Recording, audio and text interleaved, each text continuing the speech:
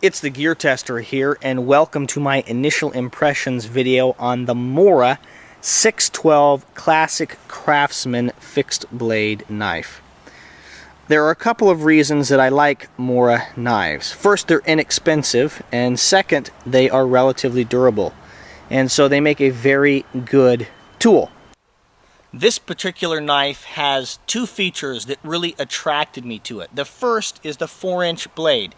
That's a long enough blade to do good work, but it's not so long that it becomes hard to manipulate the knife as you do things like carving and do careful cuts, or even maybe as you use it to cut vegetables and fruit, okay? Because I imagine using this knife on backpacking trips, camping trips, and day hikes. I also imagine using it to do very simple carving tasks, okay? And the MORA 612 is a great little knife to do carving with, okay? It carves well. It's very easy to make specific cuts with this knife and to be intentional and careful about those cuts. One of the reasons that that's the case is that it has a relatively thin blade. If I compare it to this Glock field knife, which is a good example of what's being marketed as survival knives in the last 10 or 15 years, or even longer than that, it has a much thicker spine, a much thicker blade, which means it's much more durable for doing things like batoning it through wood, chopping, and abuse, but means that it's not nearly as nice for doing simple carving tasks. It just doesn't do nearly as well, nearly as nice a job as the MORA does, because the MORA has that thinner profile blade. You know, I've actually been using the MORA 612 Classic Craftsman for the better part of 8 months now. And while I've been using this knife, I have carved a number of little items. I carved this kuksa a while ago, and I used the MORA Classic Craftsman to help kind of clean it up a little. I left it pretty rustic still.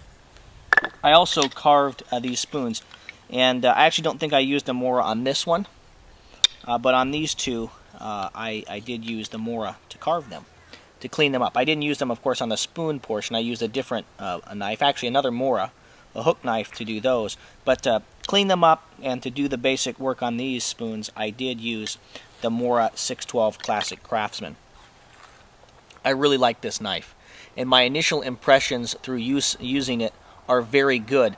I'm doing my initial impressions video now, even though I've had this knife for an extended period of time, because I'm gearing up for the full review video that will be released here in about a month. And so I'm just kind of going back and rethinking about the things that make me like the 612 Classic Craftsman from MORA. Oftentimes when I use the MORA 612, I pair it with the Bahco Laplander folding saw that you see right here. Oftentimes I'll also use a hatchet or an axe in tandem with the MORA 612 to give me better chopping capabilities while retaining the very fine cutting capabilities of the 612. If you like this video, I would encourage you to subscribe to my channel, because I'll be releasing the full-length review on this knife here in the next month or so. It'll also allow you to be alerted when I do other quality video reviews on topics like shooting, camping, and survival gear, which you might be interested in as well. Thank you very much for your views and your subscriptions. This is the Gear Tester signing off.